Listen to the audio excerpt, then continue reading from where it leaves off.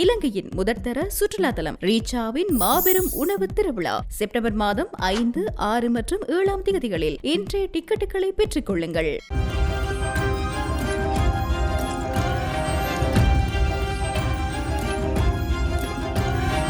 வணக்கம். மீண்டும் மற்றொரு நிஜக்கண் நிகழ்ச்சியினூடாக சந்தித்திருக்கின்றோம்.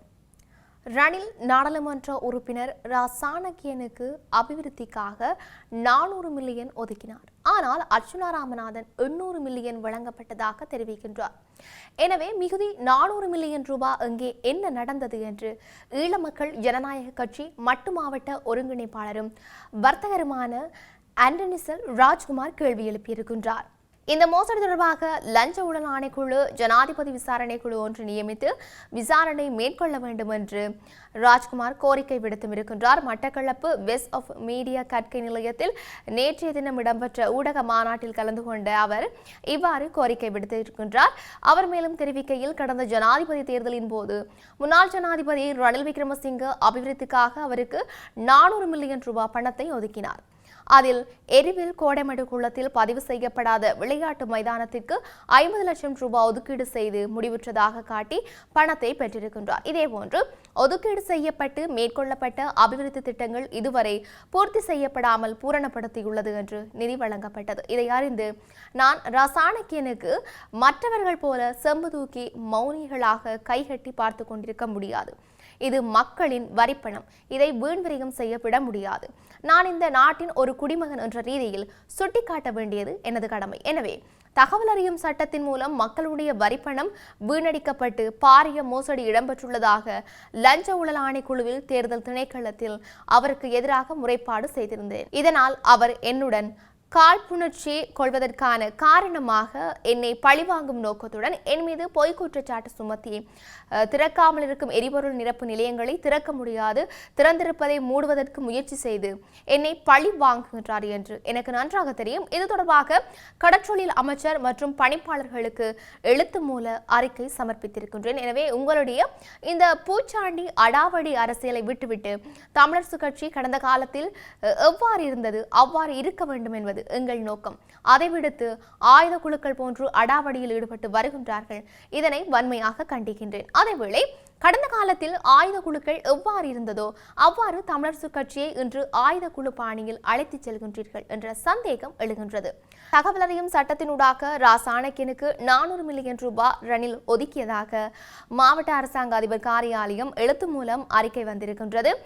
ஆனால் நாடாளுமன்ற உறுப்பினர் அர்ச்சுனா ராமநாதன் நாடாளுமன்றத்தில் ரணில் 800 மில்லியன் ரூபாவை ரா சாணக்கியனுக்கு வழங்கியுள்ளதாக அதற்கான ஆதாரம் உள்ளதாக வெளிப்படுத்தியும் இருக்கின்றார். எனவே மிகுதி 400 மில்லியன் ரூபாவுக்கு என்ன நடந்தது, எங்கே அந்த பணம்?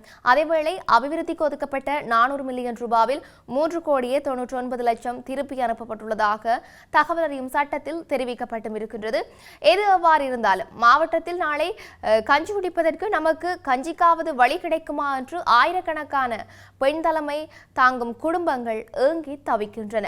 ஆனால் அபிவிருத்திக்கு ஒதுக்கிய பணத்தை அவர்களின் வாழ்வாதாரத்துக்காக அல்லது அத்தியாவசிய தேவைகளுக்காக பயன்படுத்தாது தேவையற்ற முறையில் முறையற்ற விதத்தில் இந்த பணத்தை உங்கள் ஊரிலே மாத்திரம் அபிவிருத்தி வேலை திட்டத்தை செய்திருக்கின்றார்கள். அபிவிருத்திக்கு வந்த பணத்தில் 3,99,00,000 திருப்பி, அதாவது 99 லட்சம் திருப்பி அனுப்பினால் எந்த அரசாங்கமும் மாவட்டத்துக்கு எந்த நிதியும் ஒதுக்காது. அதை சுட்டிக்காட்டினால் நாங்கள் குற்றவாளியா? அபிவிருத்திக்கு ஒதுக்கப்பட்ட பணத்தை சரியாக பயன்படுத்த தெரியாது விட்ட தவறை சுட்டிக்காட்டி என்னை பழிதீர்க்க எனது குத்தகை ஒப்பந்தத்தை ரத்து செய்து வேறு ஒருவருக்கு வழங்க பகிரங்க கேள்வி மனு செய்யுமாறு அரசு அதிகாரிகளை அச்சுறுத்தி தவறான முறையில் வழி நடத்துகின்றார். எனவே இவ்வாறான நடவடிக்கைகளை நிறுத்திவிட்டு தமிழரசு கட்சியின் சரியான பாதையில் செல்லுங்கள். ஆயுத குழுக்கள் போல செயல்பட்டு தமிழரசு கட்சி அகால பாதாளத்துக்கு கொண்டு செல்ல வேண்டாம் என்று ஈழ மக்கள் ஜனநாயக கட்சி மட்டு மாவட்ட ஒருங்கிணைப்பாளரும் வர்த்தகருமான ராஜ்குமார் தெரிவித்திருக்கின்றார். ஒரு குற்றச்சாட்டை முன்வைத்திருக்கின்றார் ராசமாணிக்கன் சாணக்கியன் என்பவர். இது டக்ளஸ் தேவானந்தா இவனுடைய செல்வாக்கினால் எனக்கு வழங்கப்பட்டதாக.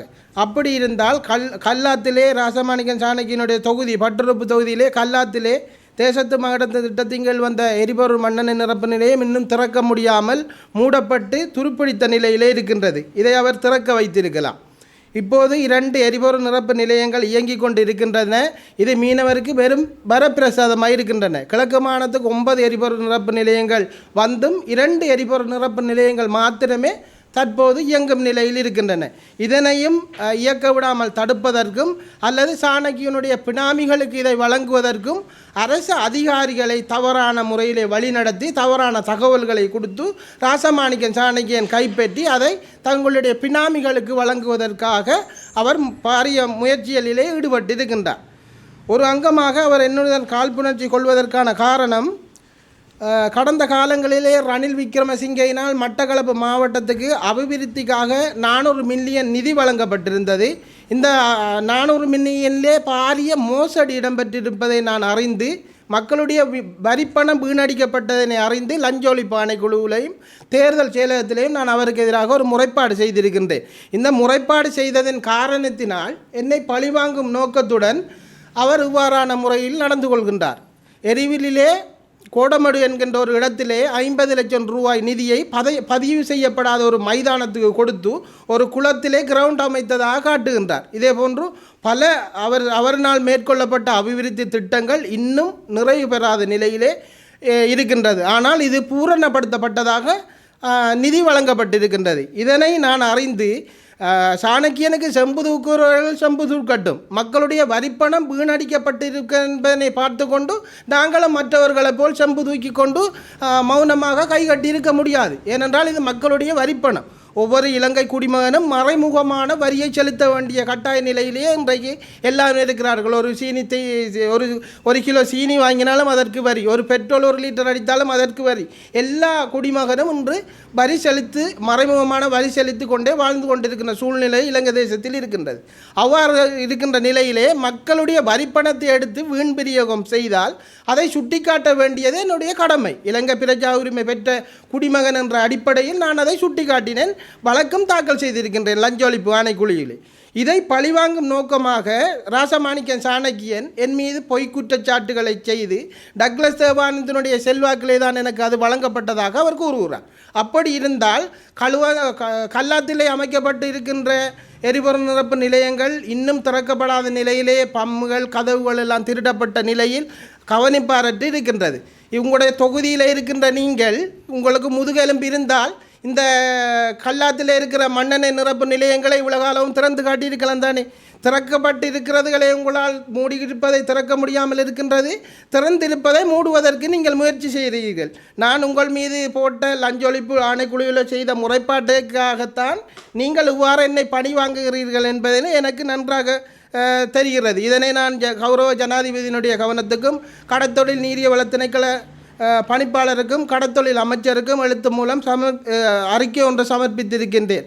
அதெல்லாம் நான் ராசமாணிக்கன் சாணக்கியனிடம் கேட்டுக்கொள்வது யாதெனில், உங்களுடைய இந்த பூச்சாண்டி அரசியலை விட்டுவிட்டு அடாவடி அரசியலை விட்டுவிட்டு நீங்கள் தமிழரசு கட்சி என்றால் தமிழரசு கட்சி கடந்த காலங்களில் எவ்வாறு இருந்ததோ அவ்வாறு இருக்க வேண்டும் என்பதுதான் எங்களுடைய நோக்கம். இவ்வியொருபுறம் இருக்க செம்மணி மனித புதைகுழியில் இருந்து சிறார்களினது என்று நம்பப்படும் எலும்புக்கூட்டு தொகுதிகள் உள்ளிட்ட 8 எலும்புக்கூட்டு தொகுதிகள் முற்றாக அகழ்ந்தெடுக்கப்பட்டிருக்கிற நிலையில் நேற்றைய தினம் மேலும் 3 எலும்புக்கூடுகள் அடையாளம் காணப்பட்டிருக்கின்றன. செம்மணி மனித புதைகுழியின் 2ஆம் கட்டத்தின் 3வது பகுதி அகழ்வு பணிகள் கடந்த திங்கட்கிழமை ஆரம்பிக்கப்பட்டிருந்த நிலையில் நேற்றைய தினம் 3வது நாளாகவும் முன்னெடுக்கப்பட்டிருந்தது. நேற்று முன்தினம் அகழ்வாய்வு தளங்களை மேலும் விஸ்தரிக்கும் நடவடிக்கைகளின் போது புதிதாக 16 எலும்புக்கூட்டு தொகுதிகள் அடையாளப்படுத்த இருந்த நிலையில் மேலும் 3 எலும்புக்கூட்டு தொகுதிகள் அடையாளம் காணப்பட்டும் இருக்கின்றன. அதேவேளை நேற்று முன்தினம் அடையாளம் காணப்பட்ட எலும்புக்கூட்டு தொகுதிகளில் 8 எலும்புக்கூடுகள் முற்றாக அகழ்ந்தெடுக்கப்பட்டுள்ளன. செம்மணி மனித புதைகுழியின் 2ஆம் கட்ட அகழ்வு பணிகளுக்காக நீதிமன்றம் 45 நாட்கள் அனுமதி வழங்கியும் இருக்கின்றது.